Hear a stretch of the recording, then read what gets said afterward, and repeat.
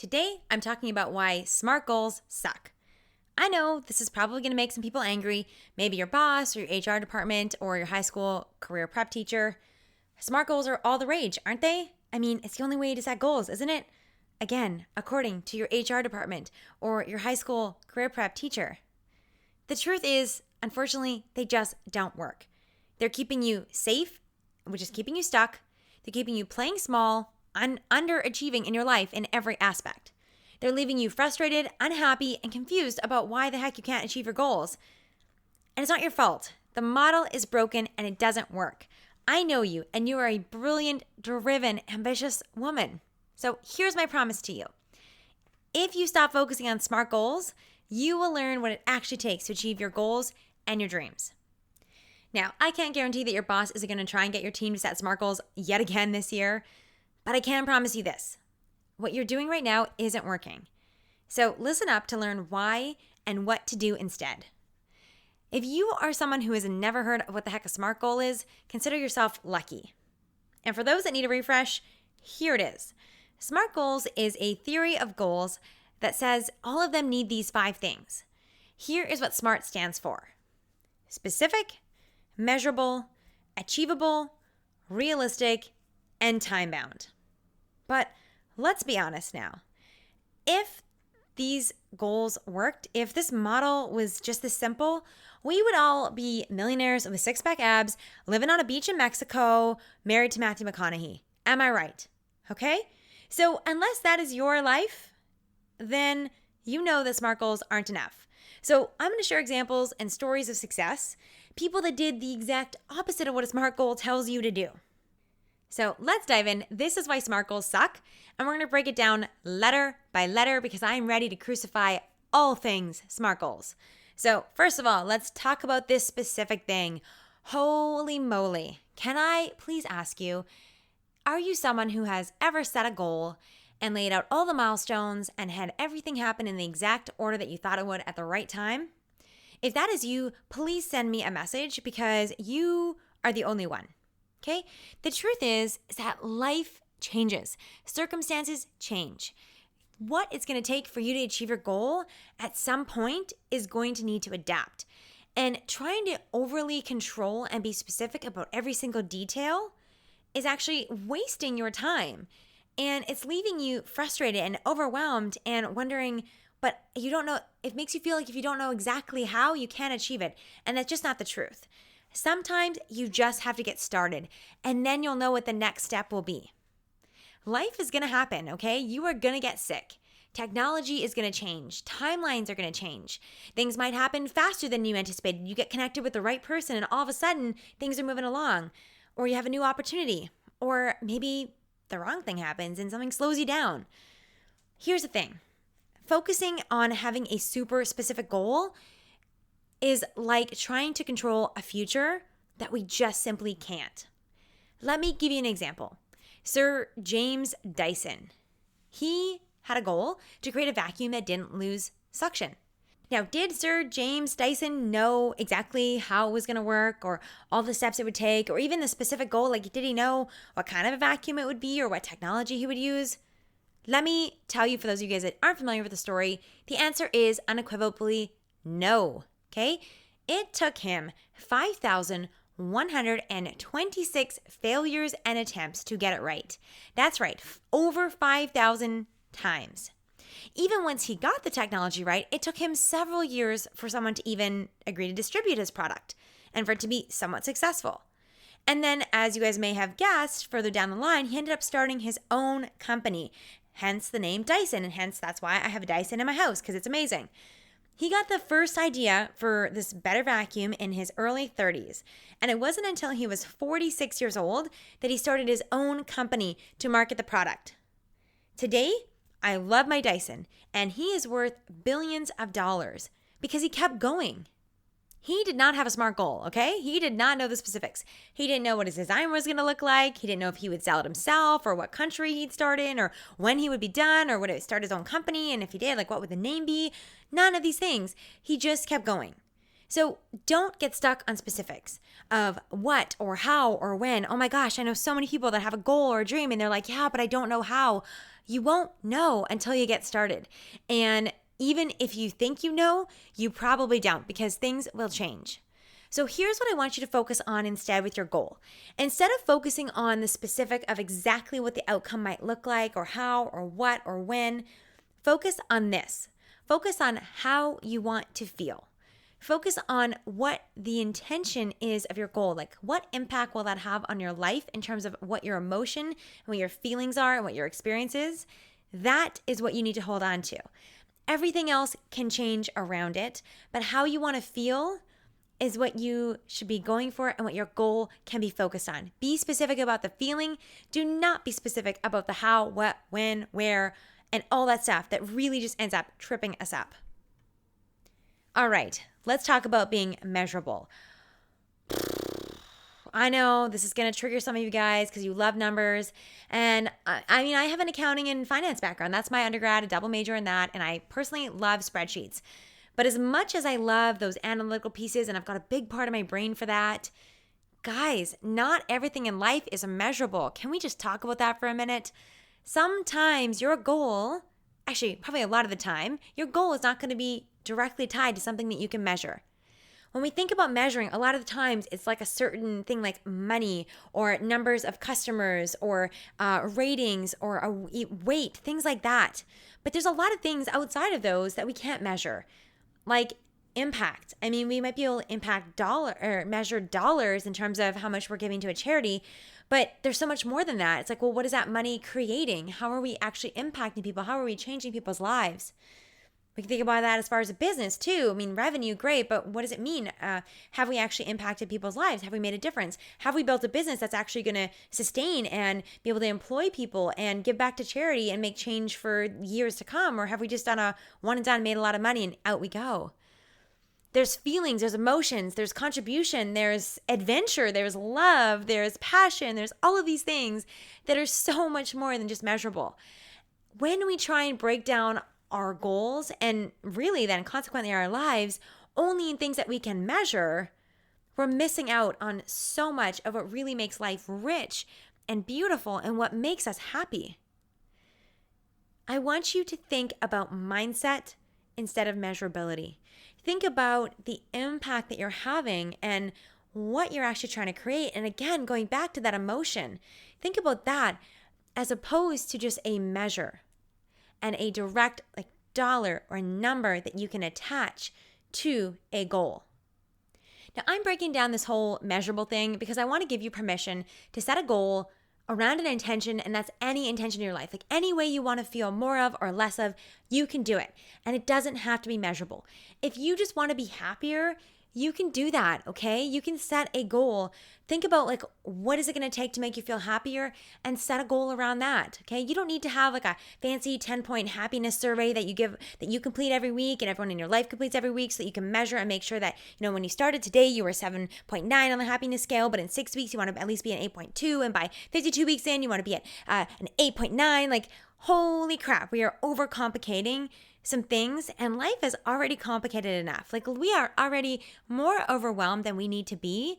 So take away this whole thing around your goal needing to be measurable and break it down here. Like, what do you really want in your life, measurable or not, and know that it is okay to have a goal that is not measurable. All right, now I want to talk about the two beasts that really freaking bug me: achievable and realistic. Okay, first of all, let's talk achievable. It makes me want to cringe. Like, literally, I can't even believe we put the word achievable in there. Because if you think about what's achievable, most of the time you think about the things that you've already done. Because, heck, you've already done it, so it's totally achievable. I got to make sure that I don't yell this out too loud so that I don't blast you guys in the ears or my neighbors don't complain here. If you've already done it, therefore it's achievable, it's not a goal because you've already done it. That's the exact opposite of what a goal is supposed to be. A goal is supposed to be something you haven't done, something new, something that helps you break to the next level of where you're meant to be, to become a better version of you. It is not meant to be what you've already done. Can I get an amen, please? Okay? Whew.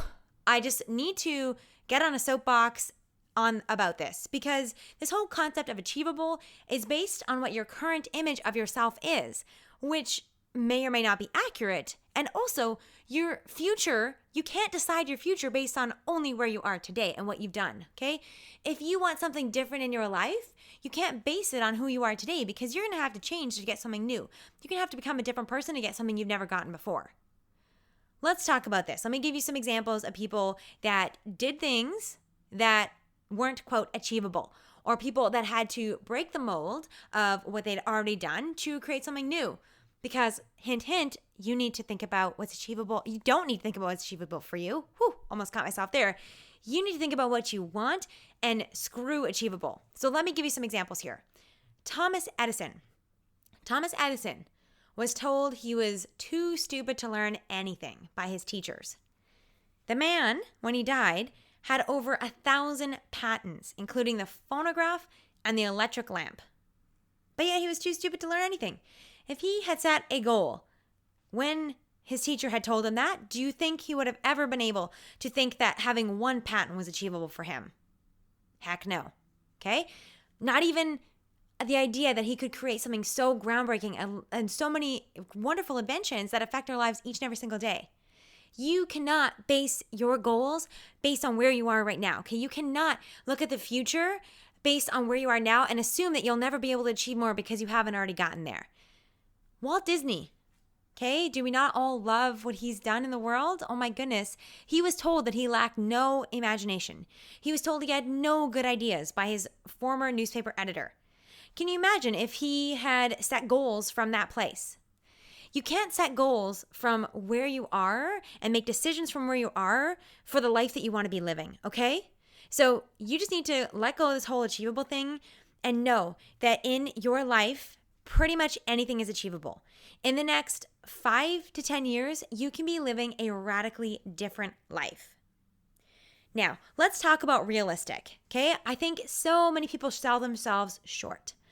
We think about things that we want and we think it'd be really cool to do, but then we don't think that they're realistic.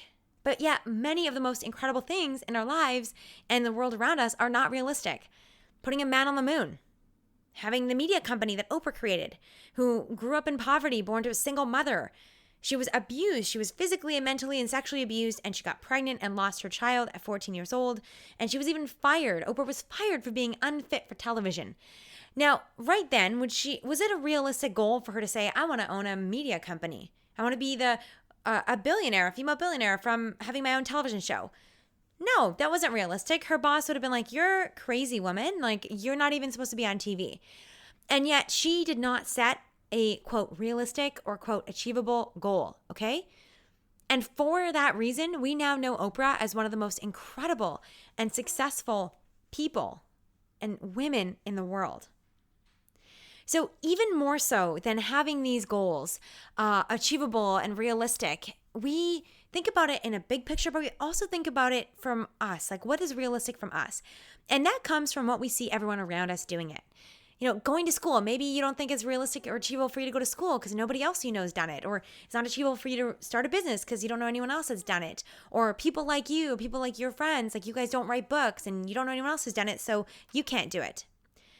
Michelangelo said this: the greatest danger for most of us lies not in setting our aim too high and falling short, but in setting our aim too low and achieving our mark.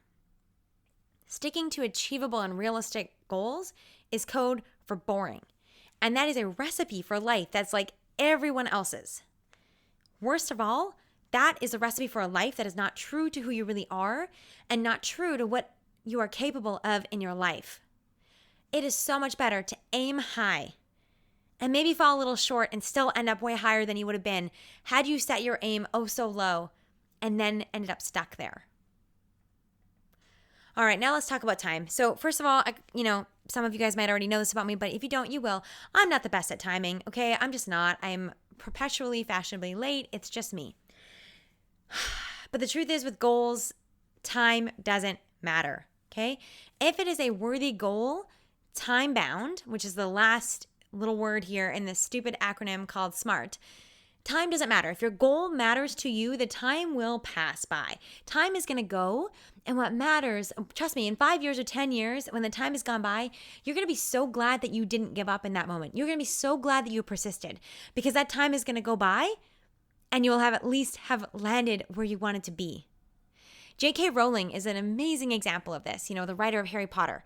She was broke, she was depressed, she was a divorced single mom on welfare. It wasn't realistic for her to write best-selling novels or to become a billionaire, not at all. She had 12 publishers reject her. Now imagine if her timeline, let's say that she'd set a goal, by, I'm making up dates here, by like June of 1997. That is when, if I haven't gotten my book published yet, I'm just going to give right up. Well, imagine if that timeline had been between when the 12th and the 13th submission had been to her publisher. If she had just given up, Harry Potter would not exist.